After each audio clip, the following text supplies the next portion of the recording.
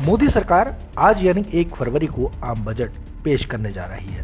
वित्त मंत्री निर्मला सीतारमण आज अपना लगातार तीसरा बजट पेश करेंगी। संसद में करीब 11 बजे यह बजट पेश होगा।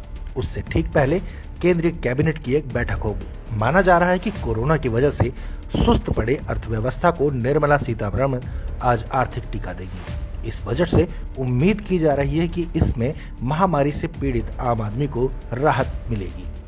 साथ ही स्वास्थ्य सेवा, बुनियादी ढांचे और रक्षा पर अधिक खर्च के माध्यम से आर्थिक सुधार को आगे बढ़ाने पर अधिक ध्यान दिए जाने की उम्मीद भी की जा रही है। देखिए, बजट जो आ रहा है उसका भार जो सारा है तकरीबन बियर करना पड़ता है लेडीज़ को।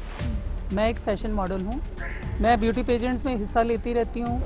हम लोगों के प्रोग्राम होते रहते हैं जिसके लिए हमें ड्रेसेस अलग अलग चाहिए होती हैं, सजने संवरने का सामान चाहिए होता है, मेकअप का सामान चाहिए होता है। हमने उसमें पार्ट लेना है तो हमें अपनी रजिस्ट्रेशन फ़ीस देनी पड़ती है। तो कॉस्मेटिक तो आसमान छू रहा है।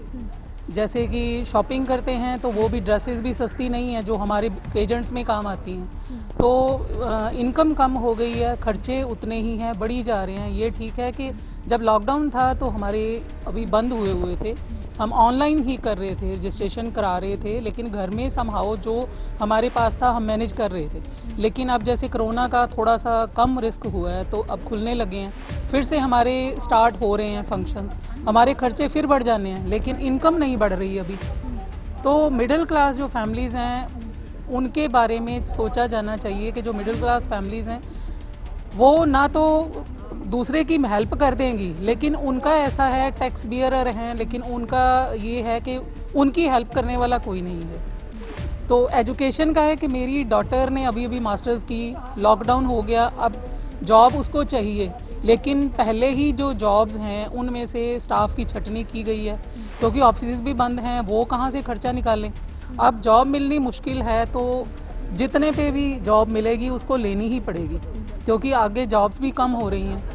तो मैं एक बात ये भी कहूँगी कि जो स्टूडेंट्स हैं अब फ्रेशर निकल रहे हैं, पढ़ के निकल रहे हैं, उनकी जॉब्स के लिए ज़रूर कुछ किया जाए कि इस बजट को बढ़ाया जाए ताकि हमारे देश का नौजवान है जो उसका फ्यूचर जो है ख़राब ना हो। ये मेरी रिक्वेस्ट है ज़रूर कि शिक्षा के क्षेत्र में और इसके जॉब्स इंक्रीज़ की जाएँ ज़्यादा से ज़्यादा, ताकि हमारे जो यंगस्टर्स हैं ये ना वो हौसला हार बैठे हैं और फिर विदेशों की तरफ देखो इसीलिए भागते हैं क्योंकि यहाँ जो इतना खर्चा करके उन्होंने डिग्री हासिल की, जब उनको जॉब नहीं मिलनी तो नेचुरली है उन्होंने बाहर भागना है। मेरा नाम डॉक्टर सरबजीत है। और मैम, बजट आने वाला है, क्या कुछ उम्मीदें हैं? बजट आने वाला है। लास्ट ईयर भी जो बजट आया था उसमें जो हमारी हाउस होल्ड चीज़ें हैं उनका सबका रेट बढ़ा हुआ था, डीजल, पेट्रोल, इलेक्ट्रॉनिक, इवन जो और जो नीड की चीज़ें हैं उन पे भी। तो बेसिक तो यही है कि इन चीज़ों का बिकॉज ऑफ कोरोना तो सब लोगों का माइंड वैसे ही बिजनेस सबके ख़त्म हुए पड़े हैं।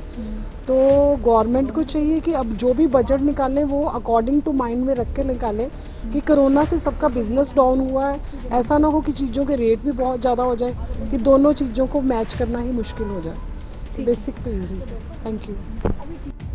यह एक अंतरिम बजट समेत मोदी सरकार का 9वां बजट होने वाला है।